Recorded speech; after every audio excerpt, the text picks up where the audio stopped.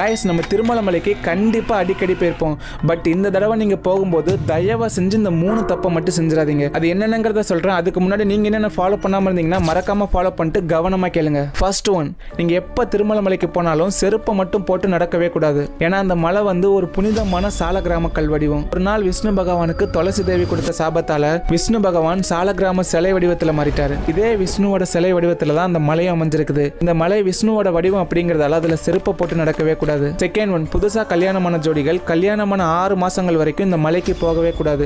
ஏன்னா இது ஒரு புனிதமான தலம். இந்த மலைக்கு போறவங்க யாரா இருந்தாலும் அவங்களோட மனசுல வெங்கடாச்சலபதி மட்டும்தான் இருக்கணும். இதே புதுசா கல்யாணமான ஜோடிகளோட மனசுல பல எண்ணங்களும் நிறைய ஆசைகளும் இருக்கும். இதனாலதான் கல்யாணமான 6 மாசங்கள் வரைக்கும் அந்த கோவிலுக்கு போகவே கூடாதுன்னு சொல்றாங்க. ஏன் வெங்கடாச்சலபதி கூட பத்மாவதியை கல்யாணம் செஞ்சதுக்கு அப்புறம் 6 மாசங்கள் கழிச்சு தான் இந்த மலைக்கே வந்திருக்காரு. அந்த 6 மாசம் வரைக்கும் வெங்கடாச்சலபதி ஒரு அகஸ்திய முனிவரோட ஆசிரமத்துல தான் தங்கியிருந்தாரு. 3வது விஷயம், தீர்த்தத்தை தவிர்க்கவே கூடாது.